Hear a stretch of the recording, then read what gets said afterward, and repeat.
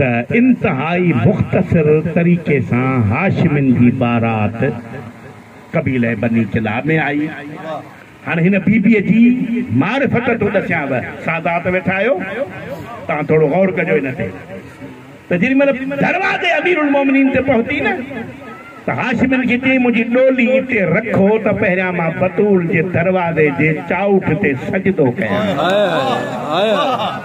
हाणे हिन बीबीअ जूं साईं 3 औलादूं ॿियूं बि आहिनि, इन पासे वञूं कोन था, 4 बच्चा आहिनि हिन बीबीअ खे, ऐं चौथों आख़िरी बच्चो आहे हज़रत अब्बास। इहो नालो पाक साइण पाण तजवीज़ कयो हो।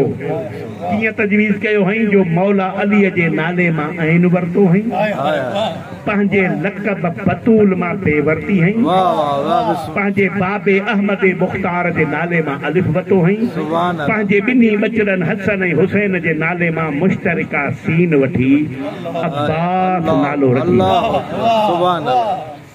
चोला बि सिबी वई ऐं मौला अलीअ खे इहा बि वसीयत कई हुई त जॾहिं अचे दुनिया ते त पोइ ही मुंहिंजे हथ जा चोला पाराइजोसि ऐं तव्हांखे निशानी ॾसे थी वञा त हुनजे सॼी बाह ते अलम जो निशान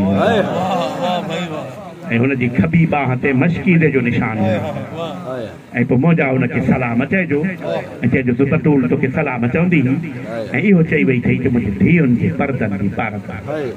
हिकिड़ी शइ मां अव्हांजे मालूमात में इज़ाफ़ो करणु चाहियां थो त इमाम हुसैन अलैहिस्सलाम जी विलादत आहे 3 शोबा, शहनशाह अब्बास जी विलादत आहे 4 शोबा। मुहक़िक़नि इहा लिखी आहे त मौला हुसैन खां बि सबक़त करणु न पियो चाहे दादी अब्बास। रसूलुल्लाह मौला अली अलैहिस्सलाम खे काबे मां खणण वियो, काबे में मौला जी विलादत थी त अल्लाह जो वञ पंहिंजे वलीअ जो इंतज़ारु कर या उनजो इस्तक़बाल कर। हाणे हाणे तव्हांखे बि ख़बर आहे त मौला अली अचनि शर्त न अखियुनि तां हथ खयां हा, न अम्मा जो खीर पीतो हई, न रुनो।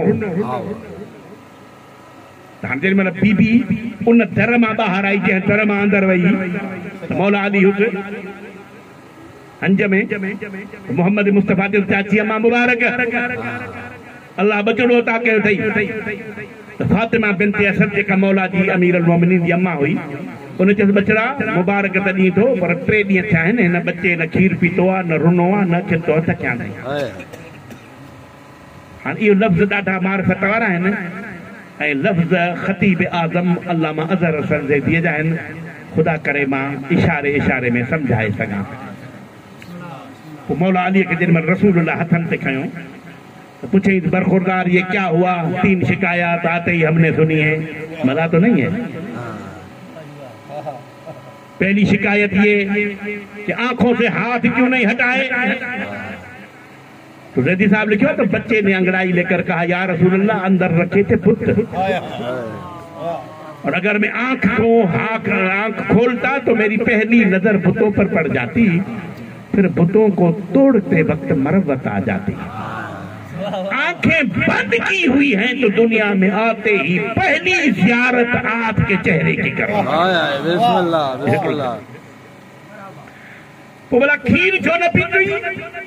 रेदी साहब जा लफ्ज़ आहिनि कि मां ईअं त आयो कोन आहियां, आयो आहियां तुंहिंजे रिसालत जो गवाह बंदी। हाणे केस में गवाह जिन केसनि में हलण जो तजुर्बो हूंदो, पंहिंजे फेवर जा गवाह जो वठी वेंदो त उनखे रस्ते में भाड़ो किरायो मां नी चाहे मुदई खाराईंदो त मौला अली जो मां आयो त पाण आहियां कोन, तुंहिंजे रसालत जो बंदी आयो आहियां गवाह। हाणे जे गवाही पंहिंजे हक़ में ॾियारणी अथई त मुंहिंजे खोराक जो इंतज़ाम त तूं कर न। त रसूलुल्लाह पंहिंजी ज़बान मौला अली जे मुंहं में ॾिनी। सुभान अल्लाह। उन्होंने ज़बान जो असर किबला कहिड़ो थियो जो मौला अली मिंबर कूफा ते वेही चयो सलूनी क़ब्ल अन तफ़क़िदूनी, पुछो जेकी कुझु मूंखां पुछणो अथव, मां ज़मीन जे रस्तनि खां आसमान जा रस्ता वधीक ॼाणींदो आहियां। मता सम्झो त इहो मुंहिंजो ज़ाती इल्मु आहे, न उहा त परे शइ आहे। हाज़ा लुआब रसूलुल्लाह, इहो रसूल जो लुआब आहे जेको मूं अली रसूल जी ज़बान चुसी आहे। सुभान अल्लाह, सुभान अल्लाह। ऐं टियों जुमिलो ॾाढो ख़तरनाक आहे, इशारो कंदुमि, जेके सम्झो तव्हांजी महिरबानी, न सम्झो मां अॻिते वधी वेंदुमि। चलो बेटा ये भी ठीक है, फिर तू रोया क्यों नहीं? फिर बार रोन तो आता जिंदगी की अलामत होंगी है। तो मौला ने फरमाया या रसूल अल्लाह, काबे की कोठी अंधेरी थी और मेरी माँ अकेली थी, मेरी माँ का मैं ही साथी था। या रसूल अल्लाह, साथी होकर रोना भी कोई शराबत की बात है?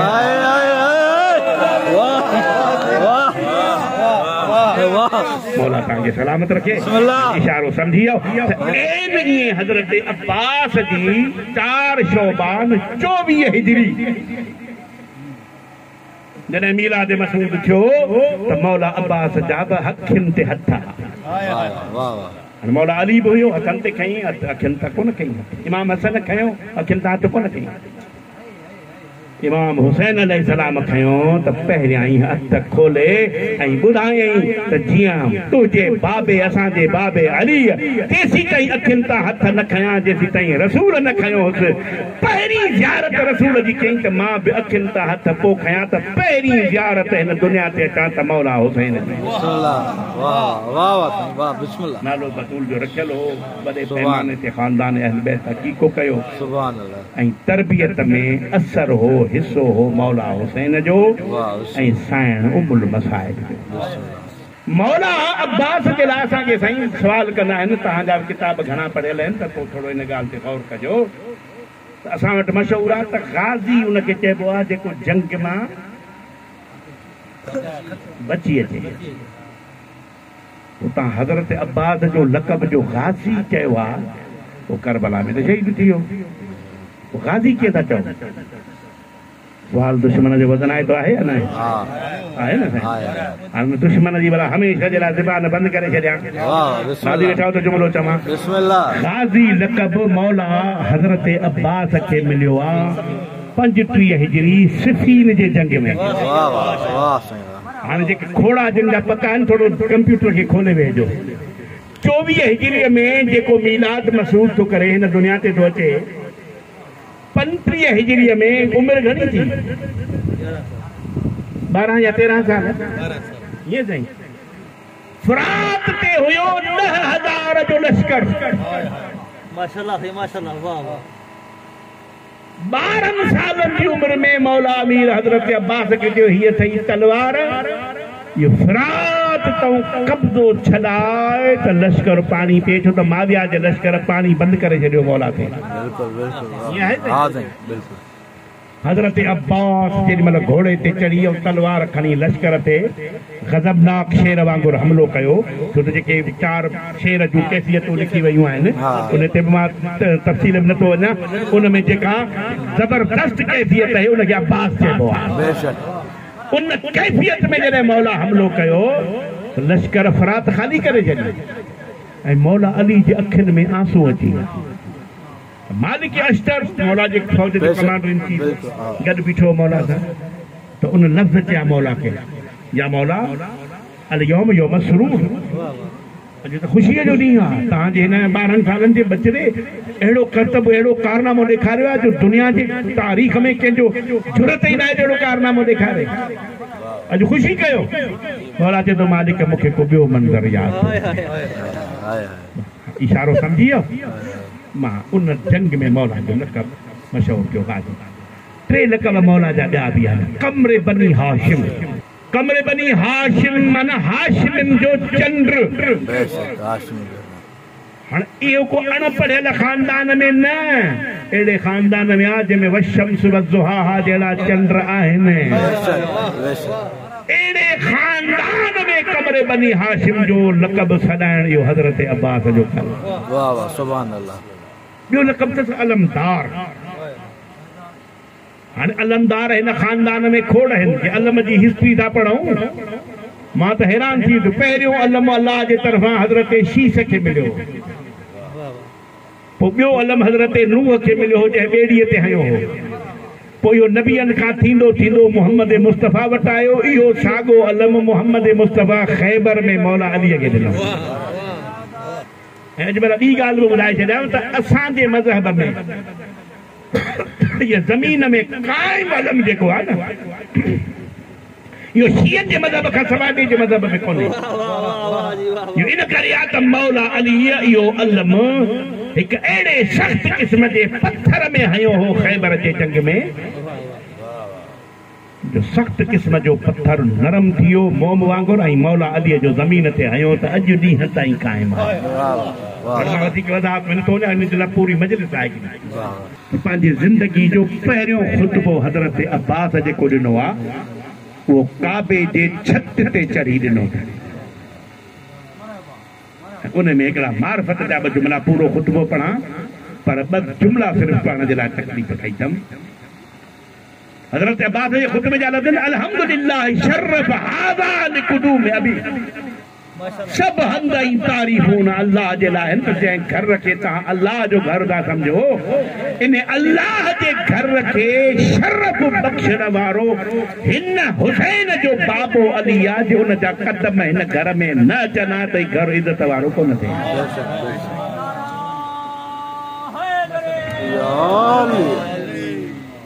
उन में इमाम हुसैन जो जेको तारुफ़ करायो आहे मौला तहां कुरान में सूरत रहमान कोन पढ़ी आहे जंहिंमें मरजल बहरैन जो ज़िक्र कोन पढ़ियो अथव त हज़रत अब्बास जा लफ़्ज़ आहिनि त सोचो ही मरजल बहरैन जो मोती आहे तव्हां शजर ख़बीसा जूं कलियूं आहियो किथे गंदी नालीअ जा कीड़ा किथे शरफ शजर तय्यबा जा गुल हाणे पोइ इमाम हुसैन अलैहिस्सलाम सां सफ़र करबला पहुचणु ख़याम लगाइणु 4 मुहर्रम ते शिमिर चे तो ख़याम पटियो हज़रत अब्बास जो जलाल में अचणु हज़रत सैयद सानी ज़हरा अम्मा फिज़ा के मोकिले थी त क़ाज़ीअ खे वञी चओ आकाज़ादी चवई थी मोटी अचु न त मां ॿाहिरि ईंदी हाणे हज़रत अब्बास जा कहिड़ा फ़ज़ाइल पढ़ूं कहिड़ा मसाइल पढ़ूं वक़्तु घणो थी वियो सिर्फ़ 5 मिंटनि जी ज़हमत 7 मुहर्रम ते करबला में आले मोहम्मद जो पाणी बंद थियो आशूर जे ॾींहुं हज़रत अली असगर खे प्यास एतिरो सतायो जो साइण सकीना हर ख़ैमे में गाज़ी अब्बास खे ॻोल्हणु शुरू कयो हज़रत अब्बास जे हरम पाक जो नालो आहे लबाबा ख़ातून उहा मौला अब्बास खे चए थी त सकीना साइण हर कंहिंजे ख़ैमे में हिकु दफ़ो वई आहे मुंहिंजे ख़ैमे में 4 दफ़ा आई छो तव्हांखे ॻोल्हे थी मौला अब्बास पाण साइण सकीना वटि वियो अम्मा मुर्शिद ज़ादी फरमाइनि थियूं चाचा मुंहिंजे असगर खे प्यास लॻी आहे ही मश्कीज़ो खणी आई आहियां वञी फरात तो पाणी खणी आ शहंशाह फरमाए थो जे तुंहिंजो बाबो इज़्न न ॾींदो मां कीअं वेंदुसि वक़्त जो इमाम आहे तारीख़ तबरीअ वारे लिखियो आहे त बाह खां पकड़े इमाम हुसैन वटि वठी आयो चए थी बाबा मुंहिंजे भाउ खे उञ लॻी आहे मुंहिंजे चाचे अब्बास खे मोकल ॾियो पाणी खणी अचे लफ़्ज़ मसाइब जो आहे जे सम्झ में अची वञे त पोइ मौला हुसैन अलैहिस्सलाम जनाब सकीना खां पुछो पुट तुंहिंजे भाउ जी उमिरि घणी आहे रोई चए थी मुंहिंजे भाउ जी उमिरि आहे 6 महीना त मौला हुसैन तो चए तुंहिंजो भाउ 6 महीननि जो आहे मुंहिंजो भाउ 32 सालनि जो आहे मोकल ॾियांसि थो ईअं न थिए जो पोइ तूं अफ़सोस जा हथ मलींदी रही हाणे मसाइब पढ़ण वारनि साईं गदा हुसैन शाह असांजे इलाइक़े जो बहितरीन मसाइब ख़ान हो उहो पढ़ंदो हो त साइण सकीना खे इमाम हुसैन चयो वञी मश्कीज़ो खणई अब्बास खे पारां हज़रत अब्बास शकिलो सूरत में मौला अमीर अलैहिस्सलाम जहिड़ो ऐं कदावर एतिरो हो जो घोड़े ते चढ़ंदो हो त पेर ज़मीन ते लीको कढंदा हुआ हाणे किथे 4 सालनि जी न्याणी किथे हज़रत अब्बास कदावर हाणे मश्कीज़ो पाए त कीअं इहा हुनजी मारिफत हुई तोड़े उमिरि में नंढी ही बाटरी ही पर हुनखे ख़बर आहे त इमाम जी न्याणी आहे झुकंदो झुकंदो झुकंदो साइण सकीना जे कदमनि ताईं आयो ऐं बीबीअ पंहिंजे हथनि सां मश्कीज़ो पारायो ऐं चए थी चाचा वञ अल्लाह जे हवाले तारीख़ सां जिन जो प्यार आहे हज़रत अब्बास जे घोड़े जो नालो आहे अशअल। हुन अशअल घोड़े ते सवार थियो ऐं फ़िरात जे किनारे ते 40,000 जो लश्कर हो। वो मौला अली जेके मालिक अश्तर के लफ़्ज़ चया त 10,000 जो लश्कर आहे, करबला में 40,000 जो लश्कर हूंदो। ऐं हज़रत अब्बास अल्लाहु अकबर जो अलिफ शुरू करे रे ख़त्म न कई त 40,000 भॼी विया। हाणे घोड़े खे चई त तूं लह पाणीअ में पाणी पी। अशअल पंहिंजे ज़बान में ॻाल्हाए पियुसि, मौला मुंहिंजी साइण सकीना प्यासी आहे, मुंहिंजो मौला हली असगर प्यासो आहे। इएं बि थी सघे थो त मुंहिंजा अहल बैत पाणी न पीअनि ऐं मां पियां। हे असां ज़ुल्जना जी सवारी ठाहे शहर शहर जो घुमाईंदा आहियूं, इन करे त इंसाननि खे क़दुरु कोन आयो, हैवाननि क़दुरु सुञातो। हाणे ख़ुदा सुखन मीरनी सॼी हिकिड़ी रुबाई आहे जेका मूंखे चङी तरह त यादि कोन्हे। हज़रत अब्बास सकीना जे लाइ इमाम हुसैन अलैहिस्सलाम जे लाइ पाणी जो भरियो न मश्कीलो त गादीअ जो हथु आलो थी पियो। ज़ाहिर आहे मश्क हुई, पाणी हो, दरिया हो। उते बेसाख्ता लफ़्ज़ चई, मुंहिंजा अल्लाह मुंहिंजे मौला जा बच्चा प्यासा आहिनि, मुंहिंजो हथु पाणीअ में तर थी वियो आहे। इहो वफ़ा जे ख़िलाफ़ आहे। बस मां इंतज़ार न करायां, मश्कीलो भरे चढ़ियो आहे घोड़े ते ऐं घोड़े ते जोलान ॾेई ख़ैमनि ॾे हलणु शुरू कयईं। अज़ादारो मातमदारो जेॾी महिल ख़ैमनि ॾे हलणु शुरू कयईं, जनाबे सकीना साइण गादीअ जो अलम बुलंद ॾिठो। सभिनी बच्चनि खे चयईं, अचो मुंहिंजे क़रीब अचो, दुआ कयो मुंहिंजो चाचो ख़ैर सां अचे। हर बच्चो पाणीअ जो ख़ाली जाम खणी अॻियां अची हर को चवे थो, आका ज़ादी मूंखे बि प्यारजां, साइण मूंखे बि प्यारजां। बीबी चए थी, मुंहिंजे चाचे खे अचण ॾियो, पहिरियां तव्हांखे प्यारींदमि, असगर खे पोइ प्यारींदमि। अज़ादारनि इमाम जेॾी महिल क़रीब हो त गादी मौला ख़याम जे क़रीब पहुचे। उमर साद पंहिंजे लश्कर खे चयो, छो नथा मुक़ाबिलो कयो? चई, कीअं मुक़ाबिलो कयूं, अॻियों बि अली जो लख़्त जिगर आहे। ज़ालिम जदो जे वेझो नथा वञो त परे खां तीर हणोसि। पहिरियों तीर जेको मुंहिंजे मौला गाज़ीअ खे लॻो आहे उहो मथे में लॻो आहे। रिवायतूं लिखनि थियूं, एॾो बहादुर हो जो पंहिंजे कंध खे हेठि करे गोॾे में तीर फासाए उनखे कढी ॿाहिरि उछलाए। करीब हो जो ख़याम ताईं पहुचे। साइण सकीना ॾिठो आहे, केॾी महिल अलम खॿे पासे तो झुके, केॾी महिल सॼे पासे। मौला हुसैन जे भरिसां बि चए थी, बाबा मूंखे चाचे जी जंग ॾेखार। औलाद वारो मौला हुसैन पंहिंजी न्याणीअ खे कुल्हे ते खयो आहे।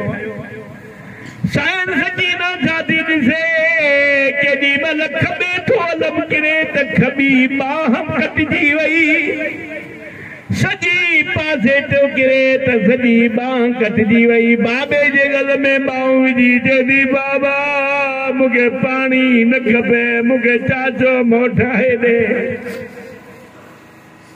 आज़ादारो केॾी महिल उहो वक़्तु आयो, तुफैल बिन हकीम मुंहिंजे मौला खे अहिड़ो गुर्ज़ हयो, तीरन लॻण जे करे मश्कीरे मां पाणी वही वियो। गादी अब्बास ज़ीनतां ज़मीन ते आयो।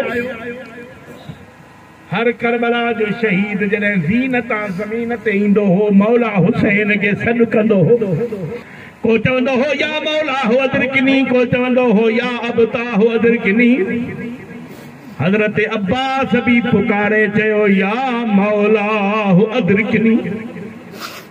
सादात वेठा आहियो, तव्हां खां माफ़ी वठी लफ़्ज़ थो चवां। इमाम हुसैन अलैहिस्सलाम जेॾी महिल अब्बास जे लाश ते वियो, 7 दफ़ा वेठो, 7 दफ़ा उठियो ता पुछी सघो था सबब कहिड़ो हो सबब तारीख़ुन में लिखिया आहिनि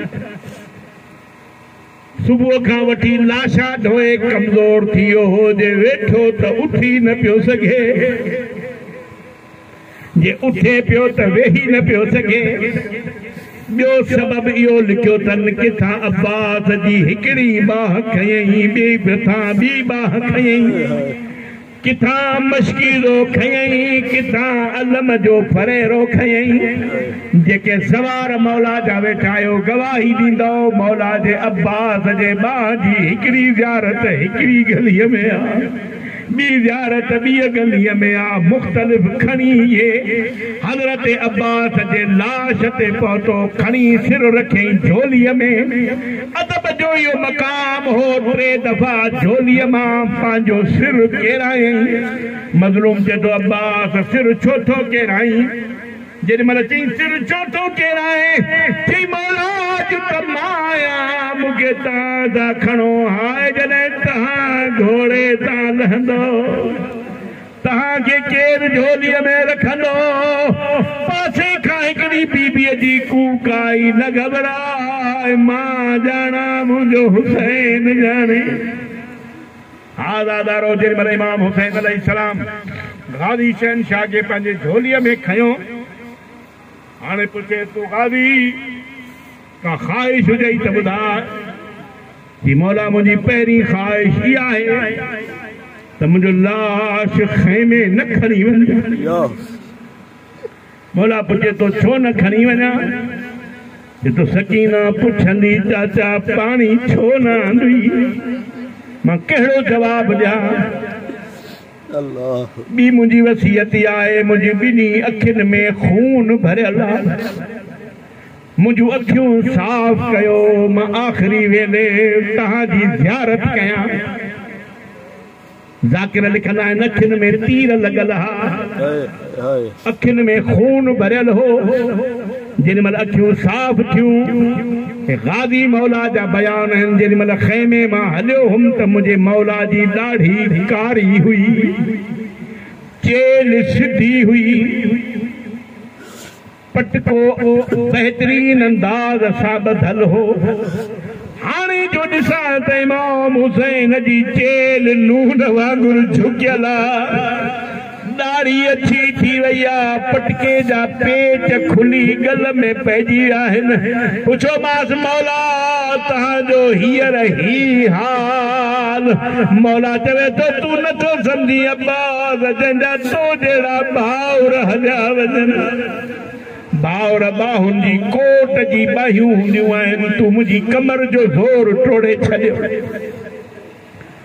हाणे मौला अब्बास के बस आखिरी जुमलो मसाइब जो जेके रुनो अल्लाह तव्हांजी अज़ादारी क़बूल करे मौला हुसैन चए थो हाणे तो जेके ॻाल्हियूं चयूं मां तुंहिंजा सभु शर्त मञा तुंहिंजो लाश ख़ैमे बि नथो खणी वञा तुंहिंजो अखियुनि जो खून बि साफ़ कयमि तो मुंहिंजी ज़ियारत बि कई हाणे हिकिड़ो सवाल मुंहिंजो तई सॼी ज़िंदगी नौकर सॾाई अॼु उन्ही ज़बान सां मूंखे पंहिंजो भाउ सॾे उन महिल करवट बदिले अचे पियो मौला मुंहिंजी अम्मा क़ब्र नबी ते हथ रखायो हो ख़बरदार अब्बास तूं कॾहिं हुसैन जो भाउ न सॾाइजां ओ बतूल जा बचड़ा आहिनि तूं कनीद जो बचड़ो आहे तो मौला हुकुम त तुंहिंजो आहे अम्मा बि नाराज़ थींदी मौला चए थो मूंखे भाउ सॾ तुंहिंजी अम्मा ॼाणे या मां ॼाणा चवनि था हिक नूर जी अमारी लथी उन मां कारे बुरके वारी बीबी आई चए थी अब्बास सद हिनखे भाउ मां ॼाणा तुंहिंजी माउ मुलबनीन ॼाणे आज़ादारो थोड़ी करवट बदले मुझे मौला गाज़ी अब्बास जा लफ्ज़ आया हाय वो मुँह गरीब जा भाउ हुसैन हाय वो मुँह अल्लाह रासी जा भाउ हुसैन सैयदा मूंखे माफ़ कजो दरवाज़े ते हिकिड़ी बीबी आई चए थी हुसैन इन जे रोकजा मां बि ॿाहिरि अचां चईं मूंखे बि भेण सॾे मज़लूम जो आवाज़ आयो न भेण तूं ॿाहिरि अब्बास कुर्बान कया तू ज़हरा जी थी